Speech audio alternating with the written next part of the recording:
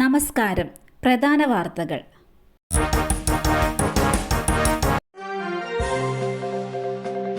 ജനസാഗരത്തിന് നടുവിലൂടെ ജനനേതാവിന്റെ യാത്ര. ഒരു നോക്ക് കാണാൻ തിങ്ങിക്കൂടി ജനം.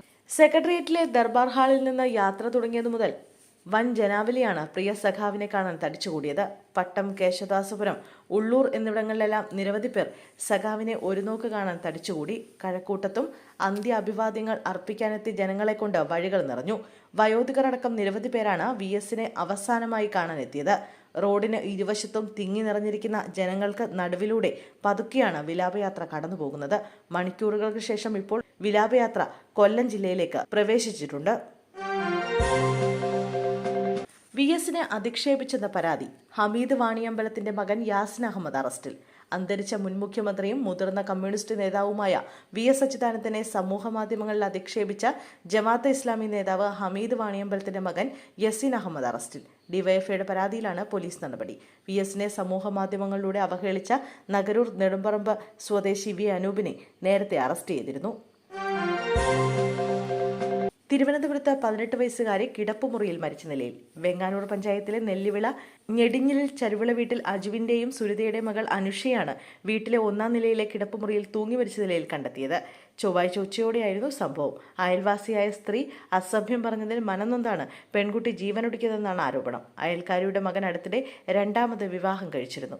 ഇതറിഞ്ഞ് ഇയാളുടെ ആദ്യ ഭാര്യ അനുഷയുടെ വീട്ടുവളപ്പിലെത്തുകയും ഇവിടെയുള്ള മതിൽ കടന്ന് ഭർത്താവിന്റെ വീട്ടിലേക്ക് പോവുകയും ചെയ്തു.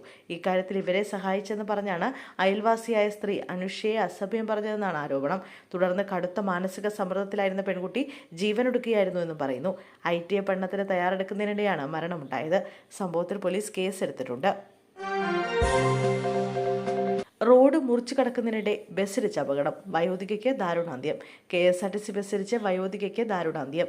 വാലില്ലാപ്പുഴ സ്വദേശിനി ചിന്നുവാണ് മരിച്ചത്. 66 വയസ്സായിരുന്നു. കോഴിക്കോട് മുക്കം അരീക്കോട് റോഡിലാണ് അപകടം നടന്നത്. റോഡ് മുറിച്ചു കടക്കുന്നതിനിടെയാണ് ബസ് ഇടിച്ചത്. മുക്കം ഭാഗത്തേക്ക് പോവുകയായിരുന്ന KSRTC ബസ്സാണ് ഇടിച്ചത്. അപകടത്തിന്റെ CCTV ദൃശ്യങ്ങൾ പുറത്തു വന്നിട്ടുണ്ട്. നിമിഷപ്രിയയുടെ വധശിക്ഷ ഔദ്യോഗികമായി റദ്ദാക്കിയെന്ന റിപ്പോർട്ടുകൾ വ്യാജമെന്ന് സാമുവൽ ജെറോം.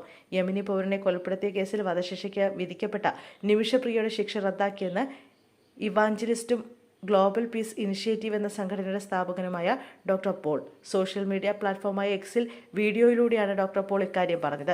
യമനിലെ സനയിൽ നിന്ന് പുറത്തിറക്കിയ വീഡിയോയിലാണ് ഡോക്ടർ പോൾ ഇക്കാര്യം വ്യക്തമാക്കിയത്.